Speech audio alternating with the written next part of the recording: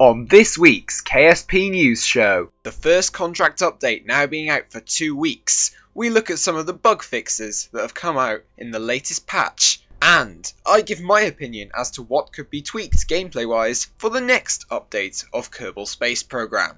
All that and more on this week's KSP News Show.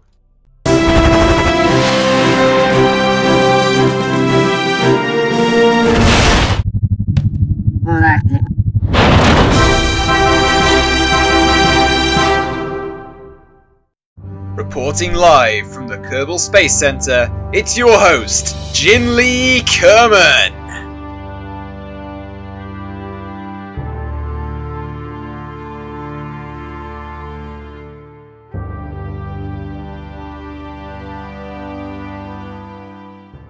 Good morning, evening and afternoon, my fellow Kerbonauts. My name is Jinli Kerman and welcome to the Kerbal Space Program News Show. There is a bunch of stories to cover this week with 0.24 finally being released, and I'm sure that you will love them all, particularly a certain story about a certain Kerbal Polar Expedition. First things first though, with 0.24 now been out for around 2 weeks, Squad have released not one, but 2 bug fix updates addressing some of the minor and more major issues that have been plaguing 0.24 since its release. The first and largest changelog is as follows. Like I said, most of this is mostly technical stuff, so if you don't understand it, don't worry. So it says, bug fixes and tweaks. For the parts, fixed relatively serious issue with module loading, which could result in missing modules if loading an old craft. O10 maneuvering engine scaling was off, engine rescaled to proper size, which was smaller. Fixed an issue with propellant defined resource flow modes, which prevented some configurations of vernier engines from working correctly. Fixed an issue with some decouplers failing to apply ejection forces when activated, that was particularly annoying. Fixed missing FX components to root parts after resuming a saved game or reverting. Fixed a potential issue with the internal maths in module RCS, which could result in an odd RCS response from the center aligned or stack mounted RCS modules. That's pretty much it for all the parts. For the UI, they have fixed an issue with the app toolbar where mod apps wouldn't display or hide properly in the vehicle assembly building. They have fixed an issue with custom staging icons and switching vessels. And finally, they have fixed an issue where messages dialogue in the VAB would drift out of place when discarding many messages. As with the contracts, they have fixed a bug in the Rescue Kerbal contracts where rescue by means of external seats or claws wouldn't complete the contract. So yay, that's fixed. That should be a lot more fun to do now. As for the tutorials, they say they have fixed a save-related bug which made Orbiting 101 tutorial impossible to complete. If you didn't know, Squad did redo the whole tutorial system, I believe, in 0.24. So it's nice to know that they're actually putting some time into it now, because KSP, as I know, is a hard game to learn. As with the flight section though, they have said fixed vessels not leaving pre-launch condition during takeoff roll. Fixed a very annoying and potentially destructive bug where approaching another vessel could mess up your control state. And finally, the most important part, game balance, something that I think could be tweaked a little bit with 0.24. First of all, they have tweaked the costs for several of the spaceplane and aerodynamic parts. So the advanced canard has been decreased from 900 to 800 credits. The standard canard is down from 1500 to 720. The delta wing is up from 500 to 680. The swept wing is up from 500 to 620. The wing connector is up from 500 to 560 credits. The R8 winglet is up from 500 to 640 credits. Structural wing has been up from 500 to 540 credits. The aerodynamic nose cone has been lowered from 680 to 240. That's a very good move in my opinion. The C7 NCS nose cone has been downgraded from 680 to 320 credits. The large rocket nose cone, so the thing that looks like a tip of a penis, you know the one that I mean, the 2.5 meter one. Yeah, that's had a significant downgrade from 1,000 credits to 450. And finally, the standard nose cone, the small one, has been are downgraded from 680 to 180. Finally, for the modding, they have added a part cost modifier interface to allow part modules to be tweaked in the parts cost. So that is the first section. Now, after that patch went live, they discovered a infuriating bug where right-clicking parts did not work on several of the parts in Kerbal Space Program. So they put out 0.24.2 after 0.24.1, which fixed a critical issue which prevented the opening of the right-click menus for several parts. And that is pretty much it for the bug fixes at the moment. They may release another patch soon, but I'm not too sure. There haven't been any official announcements as far as I'm aware yet.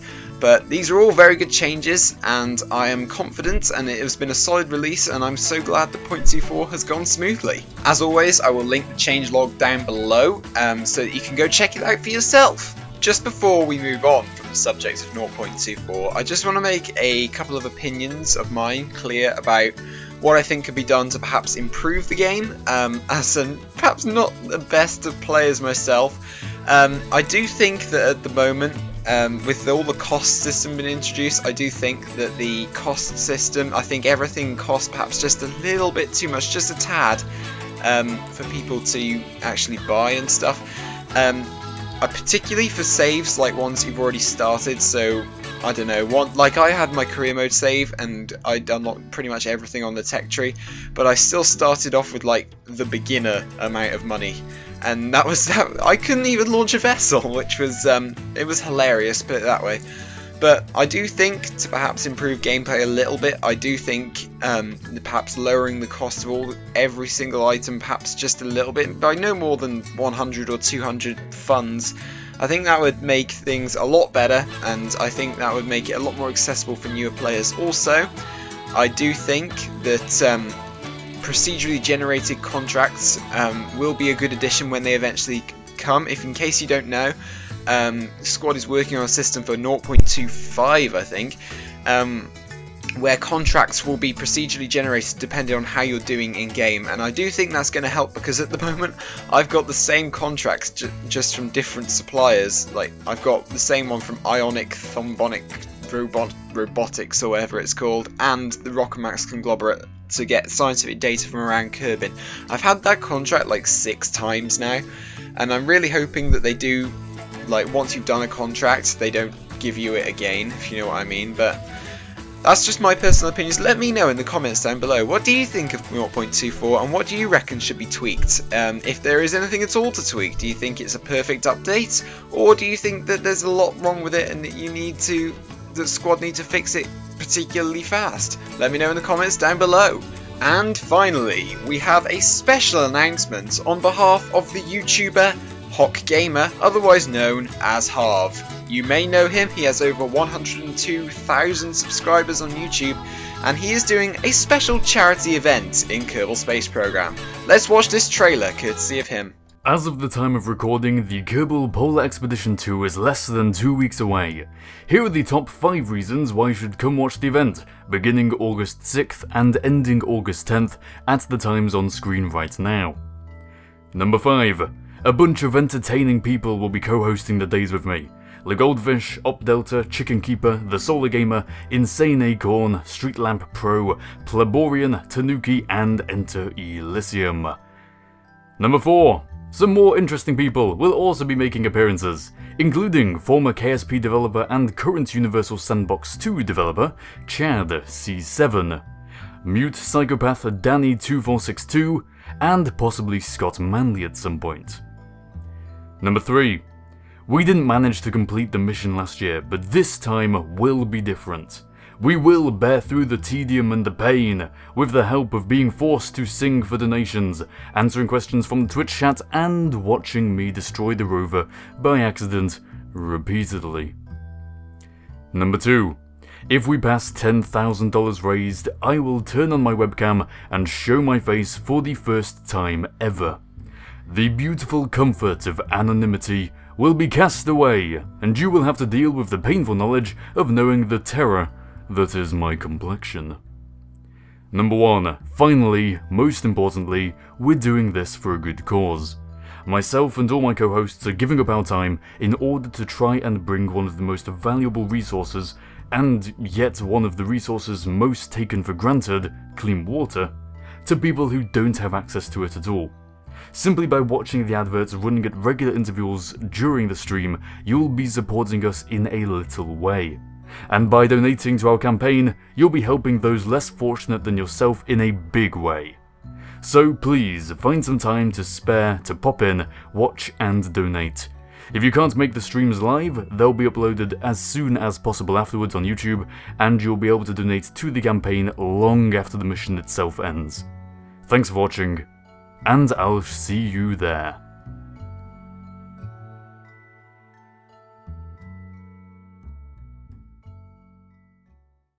So, like Harv says, I really recommend that you go and watch the stream at one point when Harv is streaming during August 6th to August 10th. It is a very good cause that he is doing this for. He did it last year and he raised such a large amount of money. Even I was shocked, to be honest, at how much he raised. And I just really recommend that you go and do it. Like I say, this is all for a good cause, and well, yeah, just go and donate, buy merchandise, do whatever you want. It is really good fun. I went on the stream last year and oh my god, it was just hilarious, trust me. But that is going to wrap it up for this week's KSB News Show, guys. I hope you have enjoyed. Remember to leave a like and subscribe for more, and I'll see you in the next episode. This is Jinley Kerman signing off. Stay classy.